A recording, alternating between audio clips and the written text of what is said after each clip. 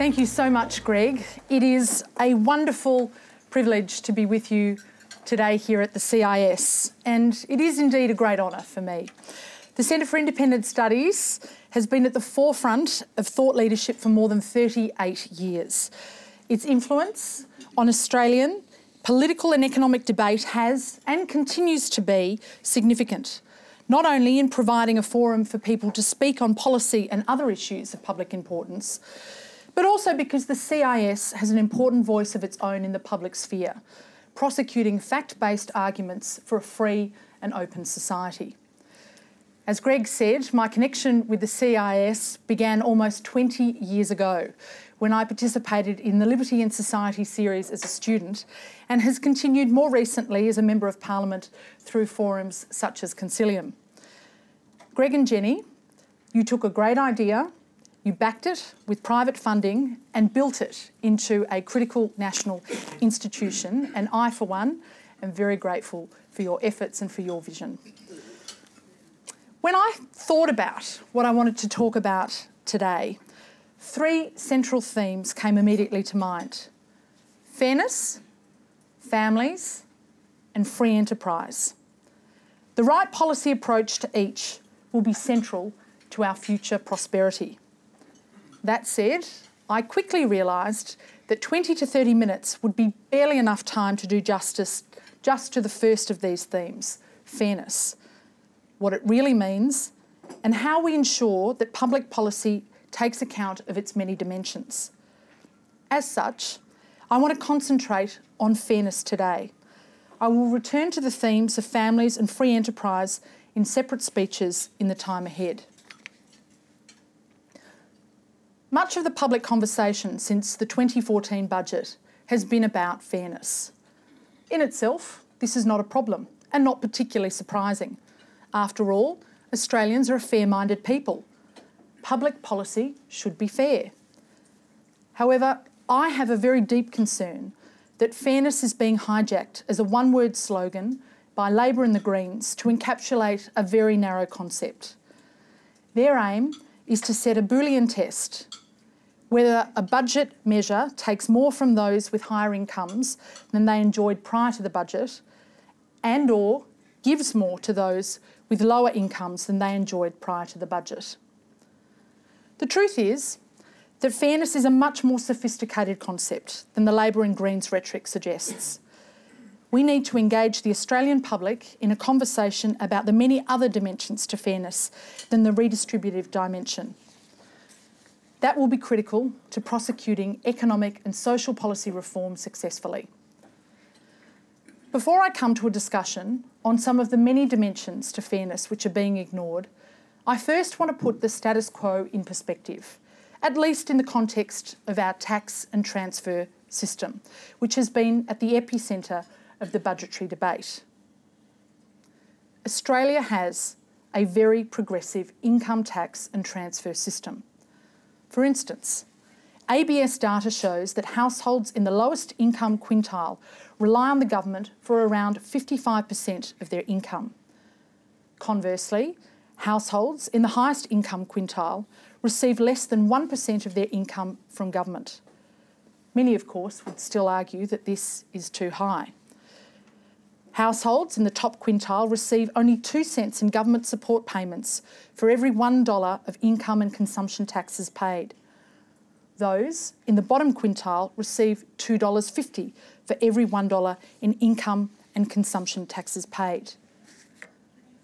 Looking at the income tax system alone, for 2011-12, a sixth of all individuals filing income tax returns paid nearly 2/3 of all income tax. Significantly, the taxable income threshold to fall within that 2/3 was $80,000. Around 2% of individuals paid about 26% of all income tax. At the other end of the spectrum, 45% of those filing a tax return paid less than 4% of all income tax. Recently, the Organisation for Economic Cooperation and Development found that wages represent only 16.6% of incomes for the poorest fifth of the population in Australia. This is the lowest of any OECD nation. Indeed, many look at how steeply progressive the tax and transfer system is and ask themselves whether it is necessarily a fair starting point in that it places too much burden on too few, especially after taking into account the sacrifices that many people make to be in a position to earn a higher income, the risks that they take to do that, and the fact that whether somebody is in a particular income bracket may vary from year to year. Indeed, these elements are just some of the dimensions of fairness that I want to explore today. Simple as a slogan, fairness is multidimensional and complex in practice. To illustrate the complexity of fairness, let's consider the hypothetical example of David, who finds himself fighting for his life in the face of a cancer diagnosis. The all-in treatment cost is likely to be very substantial, potentially running into tens of thousands of dollars over time. Ask yourself, do you think it's fair that he has to bear these costs? Or do you think it's only fair for the Australian taxpayer to bear them? Does your attitude change if you learn that David has been paying tax and the Medicare levy at the top marginal tax rate as a PAYE taxpayer for 20 years and never once turned to the healthcare system? What if you learn that he had inherited a $5 million estate last year? Does it change if you learn that David was a middle income earner who chose not to take out private health insurance because there wasn't enough room in the family budget? What if that's because he was squirreling away savings for his first home or paying for his children's education at an independent school? What if it's because he habitually travels first class overseas to stay in a 5-star resort on his annual holiday? Does your attitude change if you learn that David didn't take out private health insurance specifically because he knew that he would be covered by the public purse? How do you feel that it's a rare if you learn it's a rare cancer that appears to stem from genetic factors rather than behavioural factors? What about if you learn that it's a skin cancer and that David refused to wear sunscreen, or lung cancer and David smoked 2 packets a day? Does your view change if you learn that David has been to the doctor on several occasions and each time refused to act on the advice to have the skin cancer removed before it spread? What about if he had been to the doctor and the doctor has been negligent in not identifying the symptoms? Finally, does it change if you learn that David is a 5-year-old child? My guess is that at various times during the past few minutes, you changed your mind on the question of whether or not it was fair for David to turn to the taxpayer. That, frankly, isn't all that surprising, precisely because fairness is a complex question. My point is that fairness is not only complex at a micro level, it is also complex at the macro level as well. There is absolutely no question that fairness involves assisting the truly disadvantaged and marginalised, but it also involves questions of intergenerational fairness. Amongst other things, it also involves looking at the hidden winners and losers, questions of personal responsibility and reward for effort, and complex transitional questions. There are other dimensions too, but these are the ones that I want to call out today. Labor is fond of describing the 2014 budget as unfair. But consider the 6 budgets delivered by Labor over the period from 2008-09 to 2013-14. From an intergenerational perspective, they were clearly the 6 most unfair budgets in Australia's history. During that period, Australia's net debt position rose from negative $44.8 billion, that is, net cash of $44.8 billion, to net debt of $202.5 billion in 2013-2014. During that period, Labor delivered $240 billion in aggregate in deficits, despite inheriting a budget in surplus. Worse, they put in place a wide range of growth expenditure initiatives that were either unfunded or not fully funded beyond the forward estimates, setting Australia on a course for further deficits beyond their time in office. Yes, they faced the global financial crisis in 2008, but they also had the biggest terms of trade tailwind in the nation's history, benefiting from an enormous commodity boom that was never going to endure. Those budgets and the trajectory that they established for future years were quite simply an enormous exercise in intergenerational wealth transfer from our children and grandchildren to us. As the great economic historian Niall Ferguson has stated, the heart of the matter is the way public debt allows the current generation of voters to live at the expense of those yet too young to vote or as yet unborn. At the family level, most parents look to build some wealth to leave to their children and grandchildren so that they have an easier start in life. At the government level, Labor took the opposite approach. The Coalition has taken some steps to turn the ship around, although we are the first to admit we have a long way to go. For instance, real spending over the life of the previous government grew at around 3.5% per year. Worse, the 2013-14 MYEFO, released shortly after this government came to office, showed that the growth in spending would have increased to an average of 3.7% beyond the forward estimates. As we detailed with the release of the mid-year economic and fiscal outlook in December, the government has pulled back average real growth spending over the current forward estimates period to 1% per year.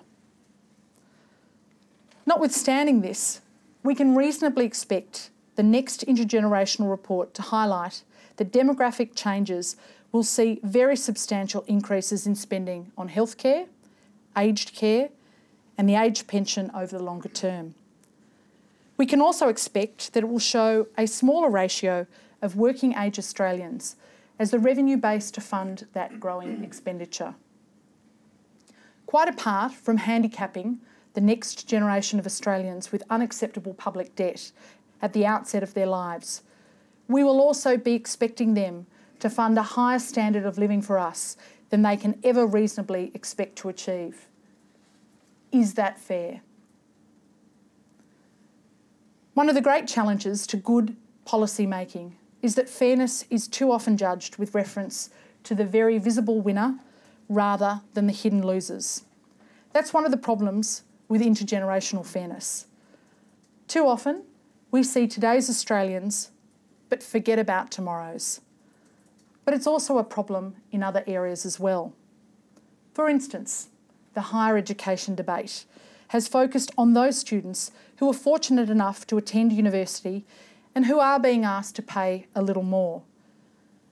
But what about those Australians who have not been fortunate enough to attend university and who will earn less on average, who collectively will be asked to pay a little less as a result of those reforms?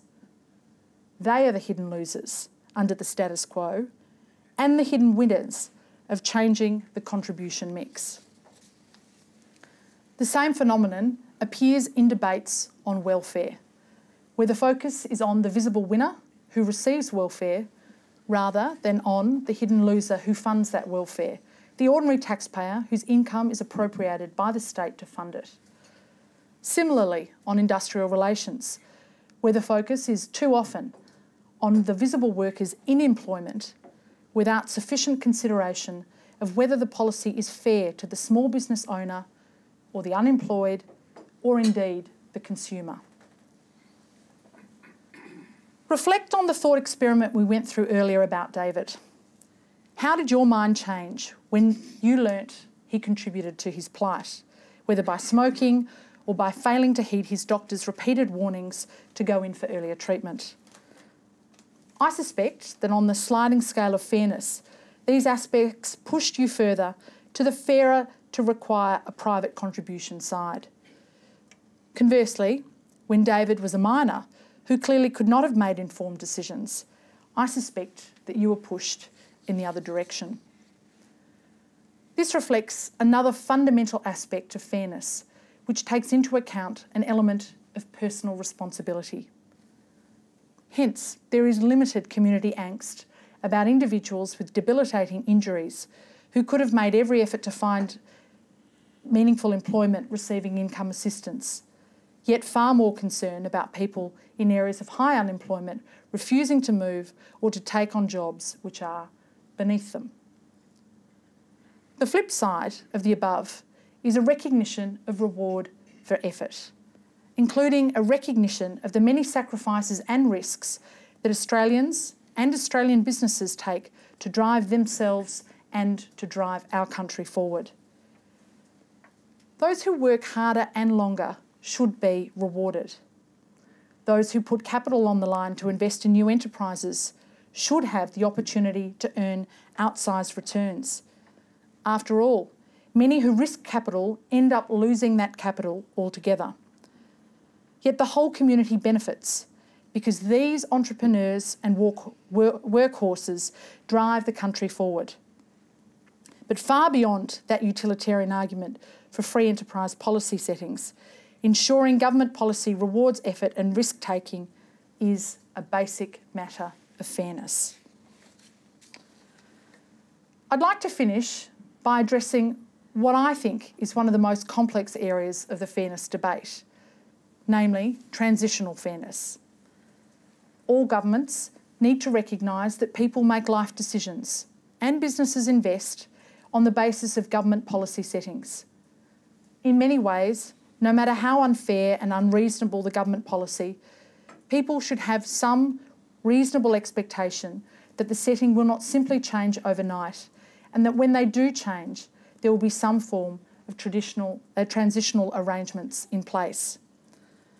That's why, when both Labor and Liberal governments have proposed increases to the eligibility age of the aged pension, government has flagged the change well in advance of the change taking effect, with long-dated transition arrangements.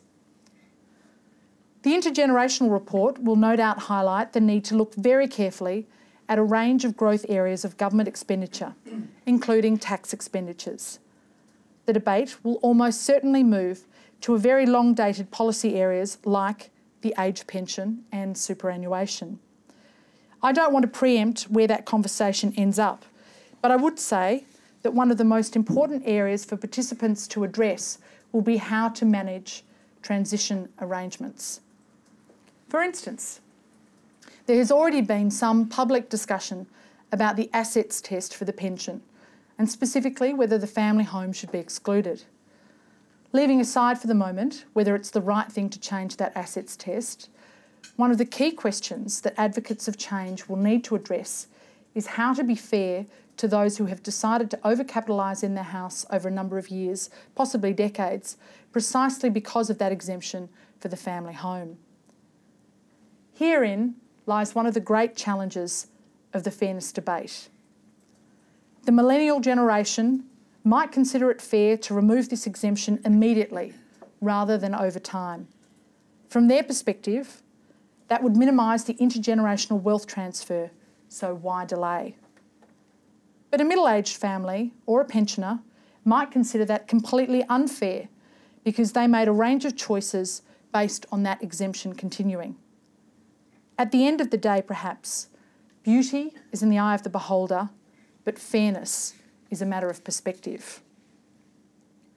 The challenge for government is that it needs to take into account all of these different perspectives and will necessarily need to make compromises between them. The traditional Australian society of decades past has changed. Our workforce and our economy have changed, and our population is in the midst of momentous change. We need to set Australia up for the future. Prosperity is not predestined.